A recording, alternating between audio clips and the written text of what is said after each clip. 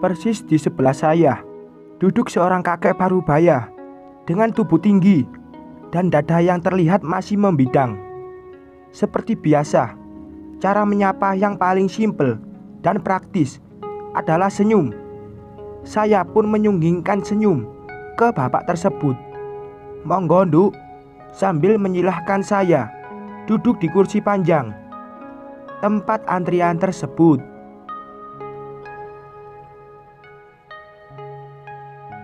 "Kuliah di mana, Nduk?" sambung beliau lagi. "Di Unisma, Pak," jawabku. "Oh, deket nggih. Kebetulan Unisma dekat mall dan pasar." Lalu beliau pun menyebutkan satu persatu pendiri yayasan Unisma yang saya sendiri pun tidak mengetahuinya. Sambil mengangguk, "Enggih, Pak, kula mboten ngertos. Masih baru, Pak," jawabku. Sampai seterusnya beliau menanyakan asal saya. Yang tebakan beliau adalah orang Lumajang, Jawa Timur juga. "Saya orang Aceh, Pak," dalam hati. Sampailah pada kisah sedih hidup beliau. Beliau menceritakan dalam bahasa Jawa yang dicampur bahasa Indonesia. "Dulu saya punya anak perempuan, cantik sekali, ayu, sabar dan gigih. Persis ibunya.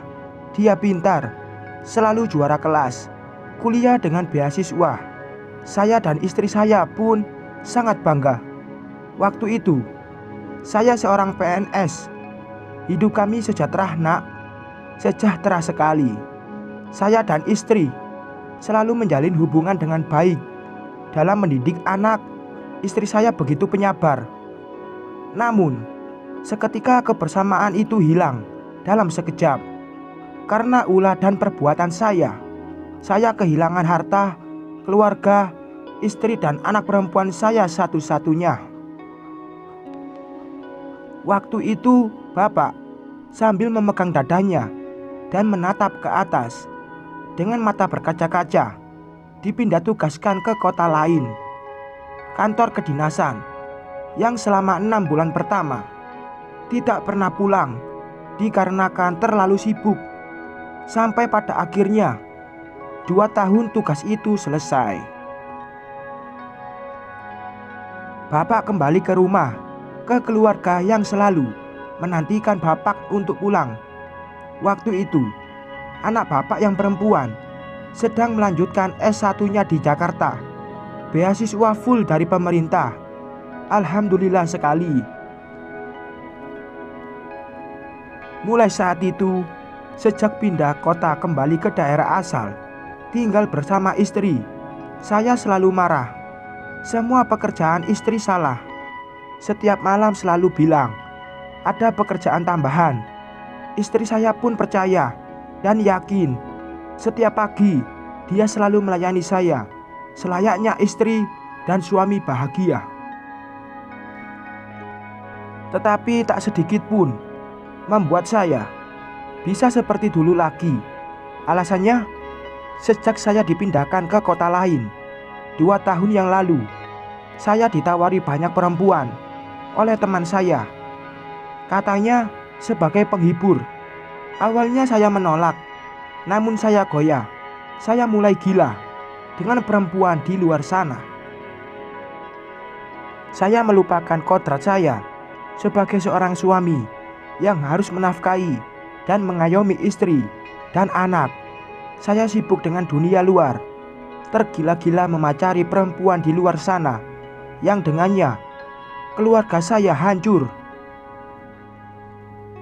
Sampai akhirnya istri saya mencurigai saya melihat HP saya yang terus berdering.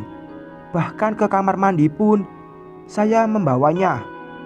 Setiap malam saya begadang, teleponan, dan senang-senang dengan wanita ini. Tanpa saya sadari, ada hati dan harapan yang hancur di sisi lain, yaitu istri saya. Sampai anak perempuan saya mengetahui semuanya. Ia pun mulai mencari tahu langsung kepada saya. Namun Saya dengan begitu jahatnya meyakinkan anak perempuan saya bahwa semua itu salah. Terlihat anak perempuan saya percaya. Hari demi hari terus berjalan. Bahkan tiada hari tanpa perdebatan di antara saya dan istri. Bahkan dengan tega saya memukul istri. Anak perempuan saya pun mulai resah dengan kehancuran keluarganya. Dia bingung. Sejak itu prestasinya di kampus menurun, beasiswa dicabut, sampai anak perempuan saya depresi berat. Sampai akhirnya adik kandung saya yang ada di Jakarta mengabarkan dengan penuh luka, anak saya mati gantung diri. Saya mengetahui kesalahan terbesar saya adalah karena mendiang anak perempuan saya. Menuliskan sakitnya ia kehilangan kasih dan perhatian dari orang tua, cinta mama yang dikhianati, dan racun yang ia papa beri untuk anak perempuan yang saat ini sendiri. Itu kata pertama dari cerita yang panjang yang ia tulis di diarinya. Begitu sakit, nak. Sakit sekali rasanya. Saya hancur, benar-benar hancur. Anak yang saya harapkan mengangkat derajat saya telah saya matikan harapan, bahkan hidupnya, oleh ulah saya sendiri. Seperti kata guru saya dulu, awal kita bangun surga, rumah tangga, berkomitmen dan menjalani semua dengan berdua, selalu mencari dan meraih ridha Allah bersama. Namun kenapa begitu tega kita hancurkan semuanya dengan cara yang nista? Sekalipun kau nikahi perempuan seisi dunia, kamu tidak akan pernah puas, karena yang kau kedepankan adalah nafsu. Ingat, nak, perempuan itu adalah pakaiannya suami. Berbaktilah, doakan agar Allah selalu menjaga bahtera yang kita bangun.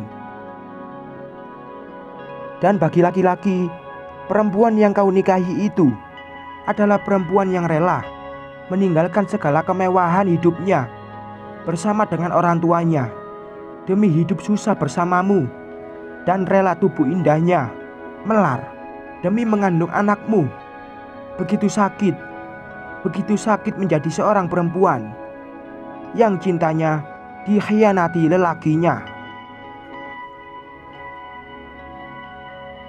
Astagfirullah, begitu banyak dosa saya kepada mendiang istri saya sambil menunduk dan mengusap air matanya.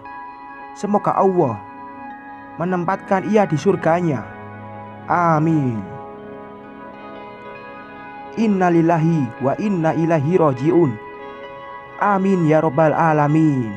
Saya merunduk dengan mata yang hampir basah karena malu terlihat orang, jadi ditahan. Saya mengusap mata, tak tega rasanya melanjutkan beliau bercerita, takut mengingat betapa luka yang telah ia ciptakan. Kemudian beliau menasehati saya, "Dok, ingat nggih, anak adalah jembatannya orang tua. Jadilah anak yang pundaknya kuat, agar ibu dan saudara-saudarimu bersandar padanya." Saya mengangguk dan mengucapkan syukur begitu dalam, sebab Allah masih memberikan saya keluarga yang selalu dirahmatinya. Amin ya Allah.